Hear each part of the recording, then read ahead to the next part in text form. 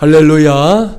2020년 5월의 첫 주일입니다. 생각지도 못했던 코로나19 때문에 힘겨웠던 시간들이, 그동안 우리가 당연하게 여겨왔던 우리의 일상들을 무너뜨리고 또 그로 인해 하루하루를 염려와 걱정 속에서 살게 했던 지난 3개월이었습니다. 그러나 지난 2020년 부활주를 앞두고 급격하게 코로나19가 수그러들게 해주신 하나님의 은혜, 우리 다 아시죠? 그 은혜가 지난 주간에도 계속해서 이어졌습니다. 해외 유입자들 중에는 확진자들이 계속 나오고 있지만 국내에 있는 분들 중에는 더 이상 확진자가 없는 날들이 또 여러 날 이어지고 있으니 그동안 우리가 코로나19가 급속도로 퍼졌던 때와 비교하면 이것이 얼마나 큰 은혜입니까? 이를 위해 연일 기도에 힘쓰고 있는 저와 여러분인데요. 아직 방심은 금물입니다. 코로나19가 종식되는 그날까지 인류의 대제사장이신 예수님의 기도 우리 떠올리면서 우리 역시 기도하기를 결코 쉬지 않는 하나님의 사람들 되시기를 간절히 바랍니다.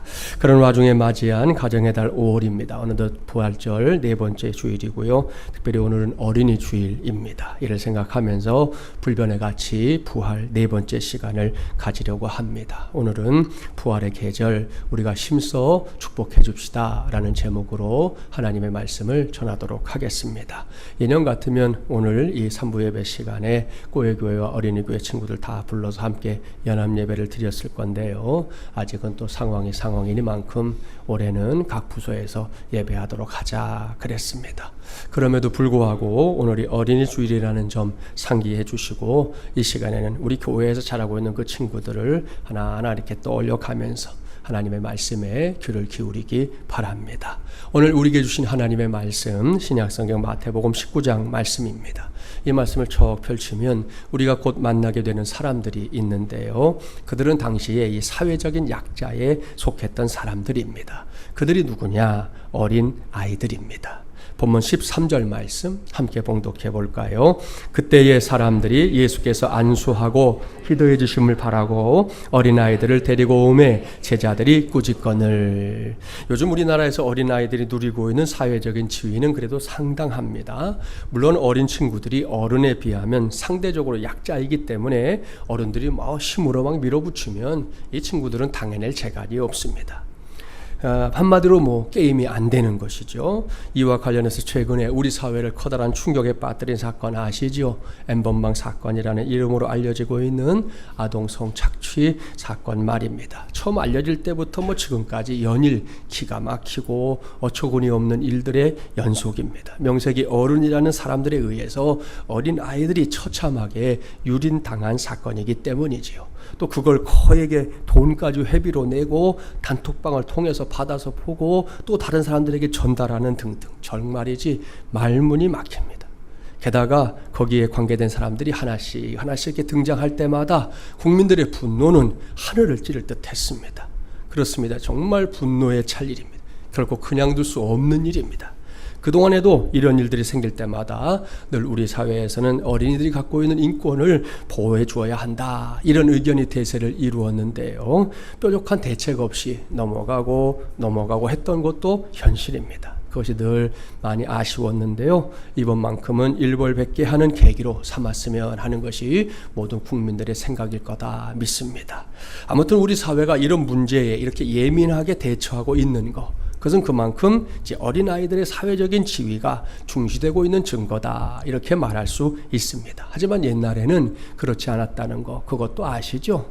1923년에 방정환 선생님에 의해 어린이날이 제정되기 전까지만 해도 우리나라 문화에서도 어린이들은 어른들에게 매우 성가신 존재에 불과했습니다. 더군다나 요즘과는 달리 한 가정에 많게는 10여 명의 자녀가 태어나던 당시로서는 이 어린이들이 어른들 주위에 이렇게 모이는 일 자체가 매우 귀찮은 일, 또한 버르장머리 없는 일로 여겨졌습니다. 더군다나 일제강점기라는 암울한 역사를 살아가던 사람들에게 있어서 아이들은 그저 어린 것 혹은 애새끼라는 호칭으로 불렸을 뿐입니다. 이를 안타깝게 여긴 사람이 바로 방정환 선생님이에요. 그때 방 선생님이 처음으로 사용하게 된 호칭이 이제는 너무나 익숙한 어린이라는 단어인데요. 무슨 뜻입니까? 이것은 어리신이라는 말의 줄임말입니다.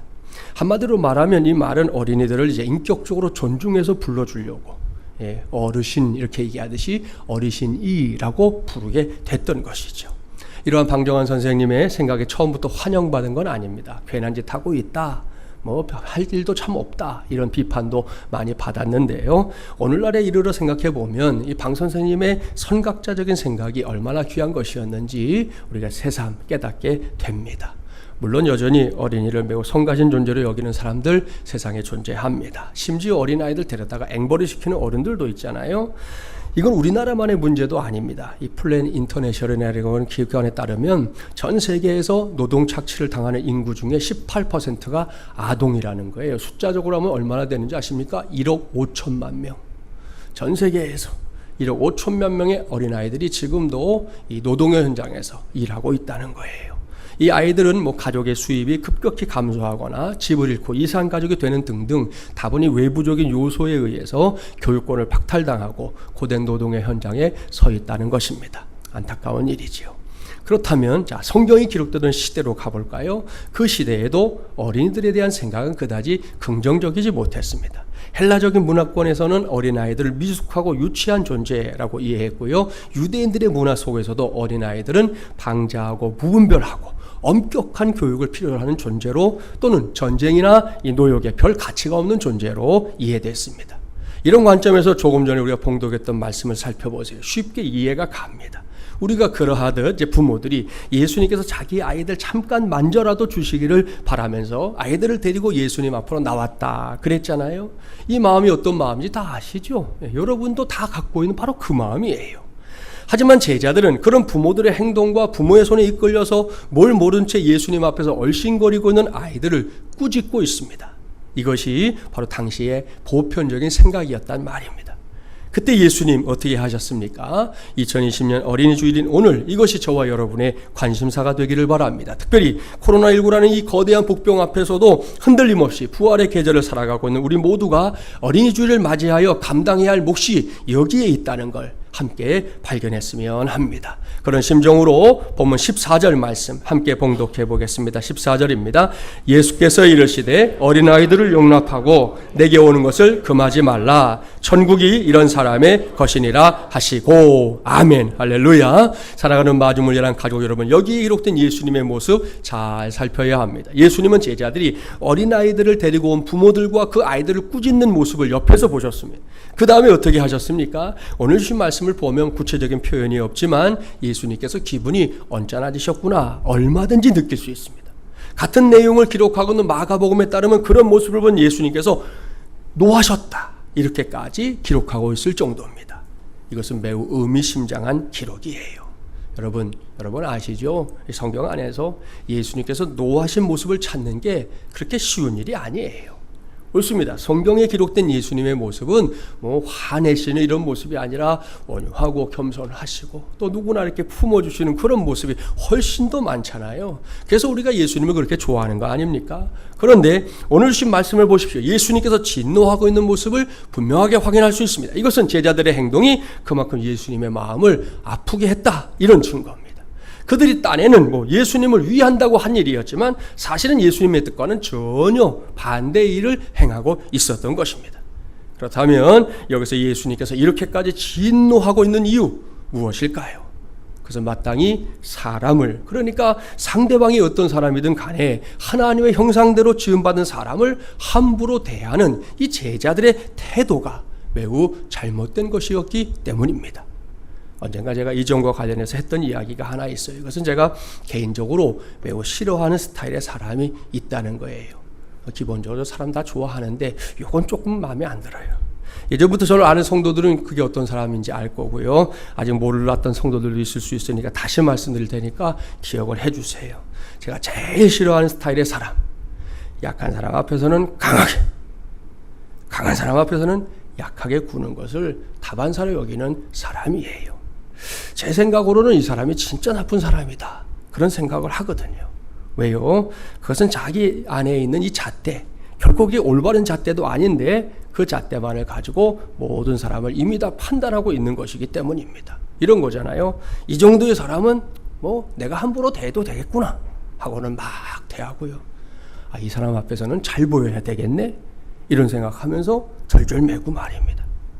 이런 판단의 기준을 가지고 각각의 사람들을 대하고 있으니 이거 참 고약한 일 아니겠습니까? 이것은 매우 잘못된 삶의 태도다 생각합니다. 만일 우리 안에 이런 생각이 눈꼽만큼이라도 있다면 당장 그 마음을 갈아엎어 버리기를 바랍니다. 이러한 우리의 생각을 갈아엎게 해주는 아주 좋은 시가 하나 있어요. 시의 제목은 그곳엔 아직 어린 소녀가 살고 있지입니다. 이 시는 스코틀랜드의 둔디 근처에 있는 아슈르디 병원의 노인병동에서 지내다가 돌아가신 한 할머니가 남긴 글입니다. 할머니가 돌아가신 후에 이제 그녀의 유품 속에서 이게 나왔는데요. 한번 들어보세요. 많은 걸 생각하게 합니다. 당신은 무엇을 보는가요? 간호원 아가씨, 당신은 무엇을 보는가요?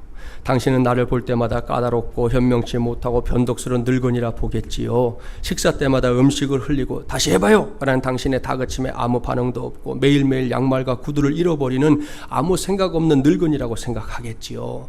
간호원 아가씨, 오늘 날 좀 봐요. 아가씨가 말하는 대로 따라하고 아가씨가 떠주는 음식을 받아 먹으며 흘리기도 하며 그저 늙고 병들고 아무도 찾아오지 않는, 그러다가 언젠가 죽어갈 늙은이로 보이는 내 속에 무엇이 있는지를 오늘 보여주겠어요.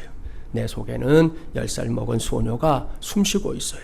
아버지와 어머니가 계시고 서로를 사랑하는 형제자매가 있는, 내 안에는 사랑하는 사람 만날 날을 꿈꾸는 17 소녀가 있어요. 그리고 심장이 약동하는 21의 꽃다운 신부가 있어요. 26에 나는 내 자식을 가졌고 그 아이들에게 안정된 삶을 주려고 힘썼어요. 30에 내 아이들은 빨리도 자랐고 40에 내 아이들은 성장하여 내 곁을 모두 떠났어요. 하지만 내 남편이 있기에 나는 그 슬픔을 이겨냈어요. 50살이 되어 나는 내 아이들의 아이를 돌보며 웃음을 찾았어요. 하지만 곧이어 어두운 날들이 닥쳐왔어요. 내 남편은 세상을 떠나고 내 아이들은 그들의 아이들을 키우느라 나는 아무것도 아니게 되었어요. 육신은 서서히 무너지고 우아함과 활기는 소멸하고 한때 뜨거웠던 심장에는 차가운 돌덩이가 들어앉았어요. 하지만 이 늙은 몸뚱이 속에는 아직도 어린 소녀 한 사람이 살고 있어요. 그리고 지금 또다시 차갑던 심장이 따뜻이 더워지고 있어요. 나는 나의 삶에 있었던 기쁨과 슬픔을 기억하지요. 그 기억들 속에서 난 또다시 사랑하고 또다시 살아가고 있지요.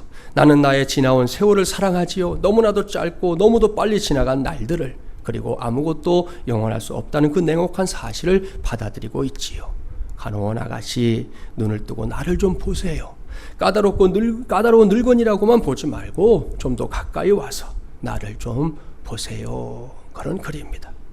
여러분, 어떤 내용의 시인지 짐작이 가시죠? 모르긴 몰라도 그 병원의 이 간호사가 인생의 마지막 시간을 살아가고 있는 이 할머니를 많이 홀대한 것 같아요. 할머니의 지난 날이 어떤 인생이었는지 눈꼽만큼도 관심을 두지 않았습니다. 당장 눈에 보이는 것들에만 기초해서 함부로 판단하고 함부로 대하고 제멋대로 해석하고 상대방이 별 볼 일 없다고 할 말 못할 말 구분하지 않고 사용하고 그저 그렇게 이 할머니를 대한 것 같습니다. 참으로 고약한 일이지 않습니까? 그렇다면 우리는, 아니 나는 주변에 있는 사람을 어떻게 보고 있습니까? 잘 보고 있습니까? 제대로 보고 있습니까? 혹 우리도 사람의 겉모양만 보고 함부로 판단하고 그 판단에 따라 행동하고 있는 건 아닙니까? 2020년 어린이 주일, 그것도 부활의 계절을 보내고 있는 오늘 이 시간에 우리 모두가 스스로에게 질문해 보면 좋겠습니다. 늙고 병들고 외롭고 말없이 그저 죽을 날을 기다리고 있는 것 같은 어떤 시설의 이 할머니 속에 이렇게 아름다운 한 소녀가 살고 있다는 사실, 그것을 볼 수 있는 눈, 지금 우리에게 있습니까? 나에게 있습니까? 세월의 흐름을 이겨내지 못해 늑수구레하고 추레하게 보이는 한 노인 속에도 여전히 살아 숨쉬는 싱싱한 한 청년이 살고 있다는 걸 볼 수 있는 눈, 지금 나에게 있습니까? 혹 예수님의 제자들처럼 상대방이 우습게 보여서 별 볼 일이 없는 듯이 보여서 그래서 내 마음에 내키는 대로 내가 갖고 있는 잣대를 가지고 함부로 그들을 대하고 있는 것은 아닙니까? 이런 질문들과 함께 오늘 주신 말씀 속으로 좀 더 깊이 들어가 보면 좋겠습니다. 오늘 우리에게 주신 말씀은 15절에서 예수님께서 아이들에게 이렇게 안수해 주시고 거기를 떠났다, 이런 기록으로 마무리가 되고 있는데요. 같은 사건을 다루고 있는 마가복음 10장 말씀을 보면 예수님께서 제자들을 책망하신 후에 남긴 말씀이 조금 더 기록되어 있습니다.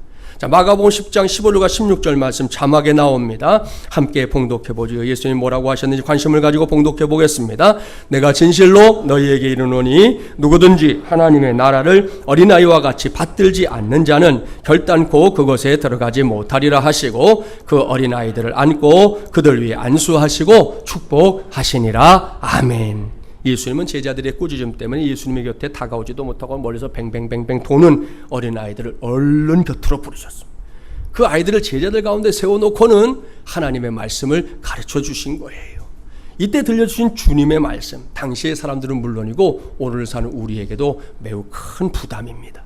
왜요? 예수님께서 친히 누구든지 하나님의 나라를 어린아이와 같이 받들지 않는 자는 결단코 그곳에 천국에 들어가지 못하리라. 이렇게까지 말씀하고 있기 때문입니다. 그렇다면 여기서 예수님께서 표현하신 어린아이와 같이라는 말씀, 무엇을 뜻하는 걸까요? 이것은 우리 모두가 다시 어린 시절로 돌아가야 한다, 이런 의미는 아닐 거예요. 왜요? 그것은 결코 일어날 수 없는 일이기 때문입니다. 언젠가 이렇게 새해를 맞이하는 풍경을 소개하는 한 방송에서 여러분도 잘 아신 작곡가요 이 가수인 윤종신 씨라고 있죠. 윤종신 씨가 떠오르는 태양을 이렇게 바라보면서 외친 소원이 방송에 나오는 걸 본 적이 있어요. 명색이 소원이잖아요. 근데 그 소원을 듣고 있는 제 마음이 다 짠해지는 거예요. 뭘 빌었느냐? 이렇게 빌었어요. 새해는 저의 키가 조금만 더 자라게 해주세요. 이렇게 빌었어요. 여러분, 이게 되는 말입니까? 안 되는 말입니까? 안 되는 말이죠.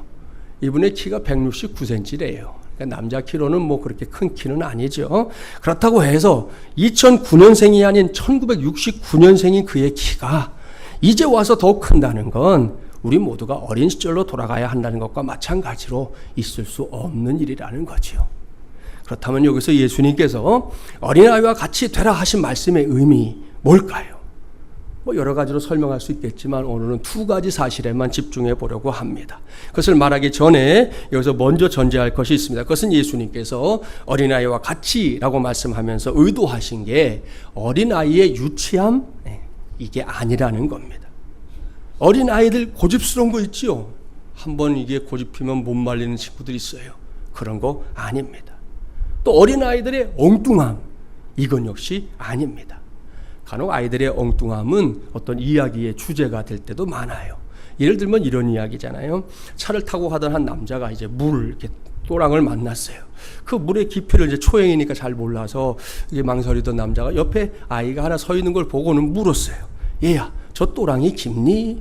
애가 대답합니다. 아니요, 아주 얕아요. 남자는 그 조그만 녀석의 확신에 찬 말을 듣고 이 아이가 동네 사는 아이고 또 애니까 그 말을 100% 믿고 차를 딱 몰고 물로 들어갔어요. 이게 웬일입니까? 차가 물에 들어가자마자 꼬르륵 하고는 깊이 빠져버리고 말았어요. 생각지도 못했던 일 때문에 놀란 이 남자, 차문을 열고 겨우 물에서 빠져나왔어요. 나오자마자 아이에게 막 화를 버럭 내는 거죠. 야 이놈아, 깊지 않다더니 내 차가 통째로 가라앉아 버렸잖아. 어린 녀석이 어른을 놀려? 그랬더니 이 아이가 고개를 갸우뚱거리면서 말하는 거죠. 이상하다. 아까 오리 가슴밖에 안 차던데? 그랬다는 거잖아요. 무슨 이야기인지 아시죠? 이게 아이들이에요. 이게 아이들의 세계라고요. 어른의 눈으로 보면 정말이지 뭐 엉뚱하게 짝이 없잖아요. 따라서 어린아이와 같이라는 말씀이 이러한 아이들의 성향을 의미하는 건 아니라는 거 분명합니다. 그렇다면 성경에서 예수님께서 말씀하려고 하는 어린아이와 같이 무엇을 뜻하는 것이냐? 첫째, 하나님 앞에서 귀여움을 잃지 않아야 한다라는 겁니다. 이게 무슨 말씀이냐? 여러분, 귀여움이라는 단어, 이미 작년이 되어버린 사람들에게는 매우 낯선 단어입니다. 여기 찬양대 중에 자기를 놓고 귀여움이라는 단어를 쓰는 분 있어요? 없어요. 뭐 지나가는 아이들을 보고서는 귀엽다 뭐 이럴 수 있고, 뭐 잠자는 아이 사진을 보고서는 귀엽다 이러긴 해도 자기 자신을 놓고 내가 귀여워 이러면 돌맞죠? 절대로 자기에게는 적용하지 않는 단어입니다. 그래서 설명하는 거예요. 저와 여러분이 알고 있는 한도 내에서 대부분의 새끼들은 귀엽습니다. 그렇죠? 강아지 귀여워요. 병아리 애들이 막 키우고 싶어서 난리예요. 귀여워서. 그렇죠? 아기 원숭이 귀여워요. 그뿐이 아닙니다. 정말이지 모든 새끼들이 다 귀엽습니다. 오죽하면 고슴도치도 자기 새끼는 귀엽다고 그러잖아요. 아니 우리가 봐도 귀여워요. 마침 또 오늘 아침에 나와갖고 이제 내가 한 8시 한 15분쯤 나왔는데 이게 이제 신문을 기사를 읽는데 뭐가 딱 나왔냐면 서울대공원에 요번에 다산왕으로 11마리를 낳은 동물이 소개됐어요. 지난달에 낳았대요. 뭔가 했더니 이 두더지더라고요. 두더지인데 11마리를 낳았대요 이번에. 그래가지고 그 사진이 나왔는데 아무튼 새끼는 귀여워요. 묻겠습니다. 새끼들이 왜 이렇게 귀엽습니까? 이유가 뭘까요? 생각해 본 적 없죠? 결정적인 이유, 여러분 중에서 누구도 부인할 수 없는 이유가 있습니다. 그것은 귀여움이 생존을 위해 필수적인 요소이기 때문입니다. 이런 말이에요. 새끼가 귀엽지 않다면 누가 키우겠습니까? 생각해 보세요. 새끼가 흉물스럽고 딱 보는 순간 막 흉측해. 누가 그 녀석의 보호자가 되겠다고 나서겠냐는 거예요. 어림도 없습니다, 여러분. 얼른 내다 버릴 거예요. 그게 아니면 못 본 척 하면 그만이에요. 그런데 이것이 현실은 아니죠. 모든 새끼들은 공통적으로 약하고 귀여워 보입니다. 그래서 그 새끼보다 큰 존재에게 언제나 이 보호 본능을 불러일으키는 거예요. 사랑의 욕구를 자극한단 말입니다. 고릴라에게 그림을 선택하는 실험을 했던 적이 있어요. 바나나 그림, 사과 그림, 아기 고양이 그림. 뭘 선택했겠어요? 아기 고양이 그림을 선택했습니다. 이유는 말할 것도 없이 새끼가 귀엽기 때문이었다는 거죠. 이러한 사실은 방송이나 책을 통해서 얼마든지 확인이 됩니다. 실제로 동물의 세계에서 심지어 남의 새끼, 내 새끼 말고 남의 새끼, 다른 종의 새끼를 키우는 경우 왕왕 있잖아요. 저도 방송에서 봤어요. 여러분, 개가 호랑이 새끼 젖을 주던데요. 호랑이 새끼가 와서 개의 젖을 빨아먹어요. 내줘요 그냥. 로마 제국의 건국 신화를 보면 늑대 소년 이야기가 나옵니다. 늑대가 사람의 아이를 키웠다 그런 얘기잖아요. 얼마든지 가능합니다. 실제로 우리나라가 아니라 세계 역사 가운데 있는 일이죠. 왜요? 약한 존재는 귀여움을 통해 생존하기 때문입니다. 결론, 약하면 귀엽기라도 해야 한다. 이게 결론이에요. 그런 관점에서 저와 여러분, 인간이라는 존재를 살펴보십시오. 성경에 선언대로 인간은 모두 죄인입니다. 이 말은 하나님 앞에 온전히 설 수 없는 존재다. 하나님의 심판을 받아 죽을 수밖에 없는 존재다. 이런 말이에요. 그렇다면 이러한 죄인의 자세 어떠해야 할까요? 두말할 게 없어요. 죄인은 무조건 자기를 낮추고 겸손해져야 합니다. 결국 고개를 뻣뻣하게 쳐들 수가 없단 말입니다. 이것을 앞서 말한 메시지와 연결시키면 귀여움 이렇게 표현할 수 있습니다. 그래서 예수님은 공생애 중에 자신의 죄인됨을 인정하고 고개도 들지 못한 채 하나님 앞에 나오는 사람들 무조건 사랑해 주신 거예요. 무조건 받아주신 거예요. 묻지도 따지지도 않고 받아주셨어요. 동일한 관점에서 예수님에게 종종 질타를 당했던 바리새인들 떠올려 보세요. 그들의 약점이 뭡니까? 전혀 귀엽지 않다는 거예요. 그렇습니다. 그들의 자세는 늘 자만이었어요. 귀여워해 줄 구석이 있어야지. 아나무인은 기본이에요. 이러한 사실을 확인시켜주는 말씀이 누가복음 18장 9절 이하에 기록되어 있는 바리새인과 세리의 비유입니다.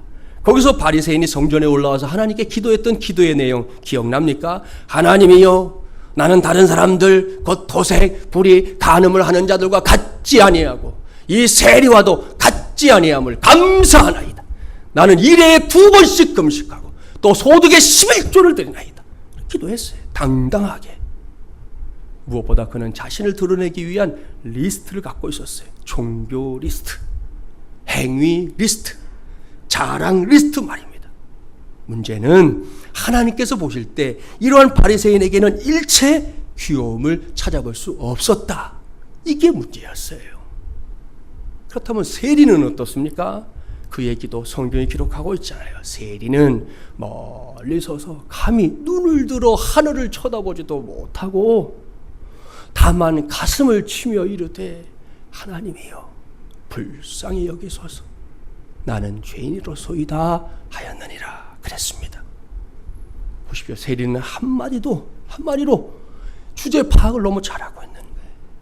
그는 자신이 절대적으로 하나님의 긍휼을 필요로 하는 존재라는 걸 알았습니다. 그래서 고개도 들지 못한 채 하나님의 은혜만, 그 은혜만 구하고 있는 거예요. 이 말씀의 결론, 예수님께서 바리새인이 아닌 세리를 칭찬하셨다. 아시죠? 여기에 저와 여러분이 붙잡아야 할 오늘의 신앙이 있습니다.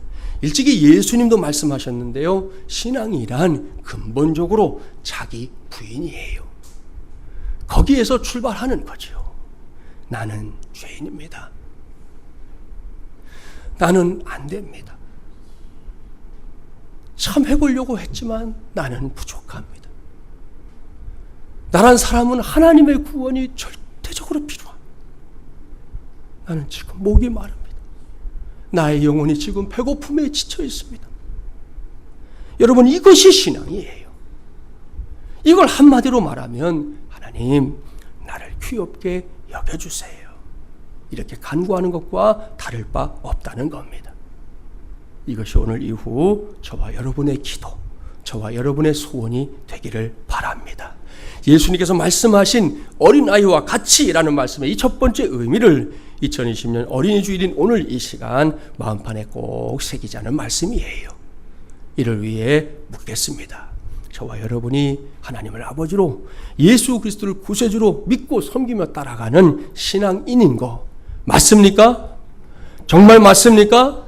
그렇다면 하나님 앞에서 어린아이와 같이 귀여운 신앙으로 살아가기 바랍니다. 그게 뭘까 고민할 게 없어요. 저와 여러분이 첫 신앙, 첫 은혜, 첫 사랑을 체험했던 그때를 기억해내면 됩니다. 그 모습이 하나님 앞에서는 가장 귀여운 모습이기 때문입니다. 아이들도 태어난 그 순간이 가장 귀엽잖아요.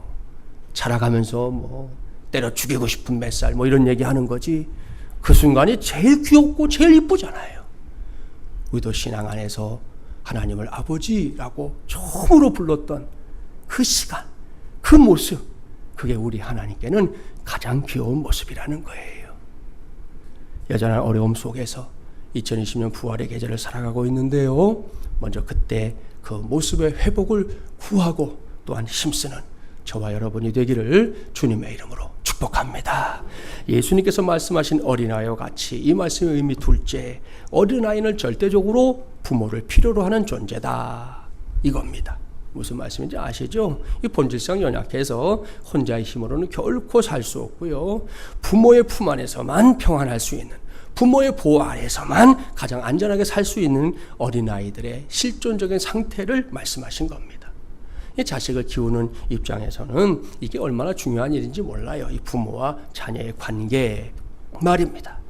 이번에는 코로나19 때문에 부득불 그냥 넘겨버린 게 사순절 특세인데요. 몇 해 전 사순절 특세를 인도하던 때의 일입니다. 한 집사님의 가정에서 의미심장한 일이 있었습니다. 당시에 이제 아빠는 특세를 위해서 먼저 교회에 와 있었고, 엄마가 이제 하는 일 때문에 새벽 일찍 직장으로 가야 할 그런 상황이었어요. 그래서 엄마가 그의 둘째 녀석에게 아빠가 교회에서 기도하고 올 거니까 너 엄마 지금 나가야 되니까 너 자고 있어라 그랬어요. 그런데 이 녀석이 땡깡을 뿌리듯 하면서 뭐라고 했느냐, 자기는 어린 아기이기 때문에 어른이 반드시 돌봐주어야 하는 거라고.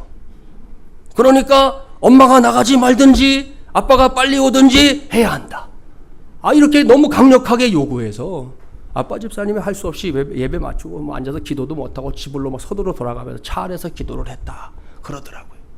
아주 맹랑한 친구죠.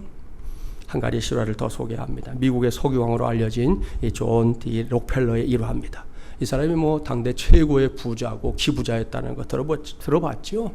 그가 어느 날 이제 오늘 호텔에 이렇게 나타났어요. 지배인이 아는 얼굴이니까 깜짝 놀라면서 반갑게 맞아줬습니다. 아이고 어서 오시라고. 그랬더니 뜻밖의 이렇게 말하는 거예요. 제일 싼 방 하나 주시오. 지배인이 아주 난처한 표정으로 말합니다. 회장님, 사실 지금 아드님께서 우리 호텔에 와서 제일 비싼 특실을 사용하고 있습니다. 우리 회장님이신데 같은 등급으로 써야 하지 않겠습니까? 그랬더니 그래요? 내 아들이 사용하는 방이 하루 얼마입니까? $5,000. 500만 원이 넘어가죠. 가장 싼 방은 $33입니다. 그랬더니 록펠러가 얘기하는, 그럼 저는 $33짜리 방으로 하겠습니다. 아이고 회장님, 그래도 그렇지. 그때 이제 록펠러가 웃으면서 했던 얘기, 참 유명한 얘기입니다. 신경 쓰지 마십시오. 내 아들이야. 세계 최고 갑부 아버지를 둔 녀석이니 비싼 방을 잡는 게 당연하지만 나는 가난뱅이 아버지가 우리 아버지인데 $33짜리 방을 써도 과분하지요. 그렇게 얘기했다는 거지요. 여러분, 여기에 공통된 중요한 교훈이 있습니다. 그것은 이미 성인이 되어버린 우리가 다시금 꽉 붙잡아야 할 믿음의 자세인데요. 그것은 하나님 없이는 아무것도 할 수 없다. 이런 고백입니다. 하나님이 도와주시지 않으면, 하나님께서 우리 가운데 함께 해주지 않으면, 하나님이 인도해 주시지 않으면 내 인생은 더 이상 세워질 수 없다는 그 고백 말입니다. 이것이 또 하나의 어린아이와 가치입니다. 이것은 무작정 철부지같이 굴자 이런 말 아닙니다. 오해하지 마세요. 하나님의 존재 자체를 최고 최상의 자리에 모셔놓고 신앙생활을 하자 이겁니다. 모든 상황, 모든 순간마다 나는 절대적으로 하나님의 필요한 연약한 자임을 인정하고 받아들이는 믿음, 그 믿음으로 살자는 거예요. 특별히 요즘 코로나19 때문에 나의 신앙을 무너뜨리게 놔두지 말고 우리 아버지 되신 하나님께 그것도 맡기자 이겁니다. 2020년 부활의 계절을 살아가고 있는 저와 여러분이 반드시 그러한 믿음의 자리에까지 나아가기를 주님의 이름으로 축복합니다. 이렇게 이제 두 가지 사실을 전제하고 우리가 마지막으로 힘써야 할 게 있어요. 그것은 오늘 제가 정한 말씀의 제목처럼 저와 여러분 모두가 어린아이와 같은 신앙을 단단히 붙잡고 나 아닌 다른 사람들을 축복해 줘야 한다는 겁니다. 특별히 오늘이 어린이 주일이라는 걸 생각하면서 우리 교회 안에 있는 어린 아이들로부터 청년기에 속하는 친구들까지 그야말로 다음 세대들을 힘써 축복해 주자는 거예요. 사실 우리도 어떤 때는 아이들을 좀 성가셔할 수도 있어요. 예배드리다가 또 좀 애들이 소란스럽고 그러면 이렇게 쭈삣쭈삣 쓰는 분들 눈에 다 보여요. 여러분, 근데 저기서 시끄러운 소리 나면 그게 복이라는 거예요. 예? 아이들의 소리가 지금 사라진 교회들이 얼마나 많은 줄 압니까? 우리 교단의 절반이 교회 학교가 없어요, 지금. 교회에 아이들이 없단 말입니다. 아이들이 뛰노는 소리, 우당탕탕거리고 와와와거리고 이런 소리들이 나는 교회가 행복한 교회라고요. 좀 떠들거들라. 조용히 할래? 한마디 해주면 될 것이지 짝 째려보지 마시라는 거예요. 예? 절대로 그렇게 하지 마세요. 이제 그 아이들은 축복해 주자는 겁니다. 예수님께서 어린아이들을 안아주시고 축복해 주신 것처럼 말입니다. 이것은 작년인 우리 모두의 특권이에요. 우리가 그 특권을 적극적으로 사용할 때 하나님께서 제가 좋아하는 민수기 14장 28절 말씀 그대로 역사하실 줄 믿습니다. 너희 말이 내 귀에 들린 대로 내가 너희에게 행하리라. 할렐루야. 이 말씀이 살아서 역사하는 말씀으로 저와 여러분이 축복하는 말 가운데 증명되기를 간절히 바랍니다. 세계적으로 유명한 유대인들의 전통적인 아동교육에서 가장 중요한 것이 뭐냐? 바로 축복하는 일입니다. 그래서 유대인들은 아이가 태어나면 제일 먼저 축복부터 해요.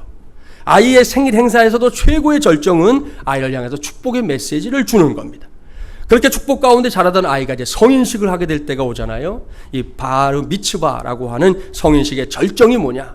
랍비가 축복하고 부모가 축복하고 이웃이 그 아이를 축복하는 거예요. 어린이 되는 걸 마음껏 축복해 주는 겁니다.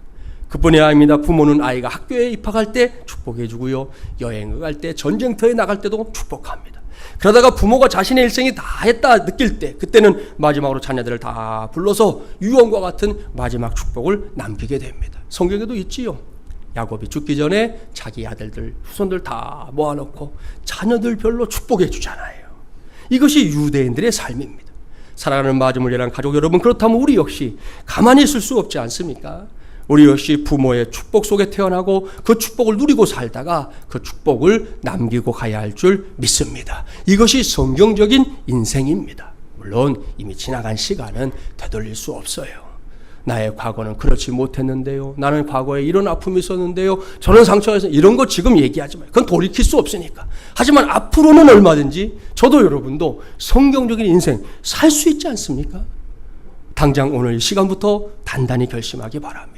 내가 사랑하는 사람들, 내가 아끼는 사람들, 내가 소중히 여기는 사람들, 내가 복음을 전해야 할 사람들을 마음껏 축복하며 살아야지. 이렇게 결심하기 바랍니다. 우리가 살고 있는 세상을 보세요. 코로나19 이전에도 사실 그랬지만 19 이후에 지금 저주와 책망, 비난의 말들이 세상에 막 넘쳐납니다.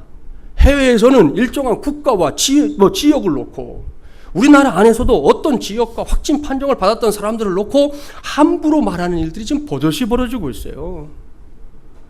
어떤 분이 그 기사를 냈더라니까요. 나는 병균이 아니라는 거예요.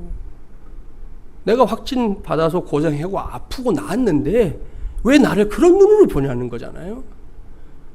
오늘 아침에 일찌감치 한 5시 반에 뉴스 봤는데 그 뉴스에 뭐가 나왔냐면 그건 잘하는 것 같아요. 정부에서 뭐 하고 있냐면 확진자들 동선을 다 공개했잖아요. 어디 가고 뭐하고 그거를 이제 삭제하기 시작했어요. 정부는. 그리고 개인들이 만든 또 개인 앱이 있었어요. 그 정보를 가져다가 개인적으로 만든 앱에 실어서 이렇게 또 많이 배포했거든요. 거기에도 이제 부탁을 하고 있다. 삭제 부탁을 하고 있다 하는 게 오늘 아침 뉴스였어요. 이게 사람들이 이게 무슨 뭐 주홍글씨처럼 낙인이 찍히게 돼가지고 동네에서도 사람들이 막 손가락질하고 이게 뭐 견디기가 어려워지는 막 그런 시대가 된 거예요. 그렇게 서로 상처를 주고받는 일들로 인해 사람들이 무너지잖아요. 자녀들이 방황하잖아요.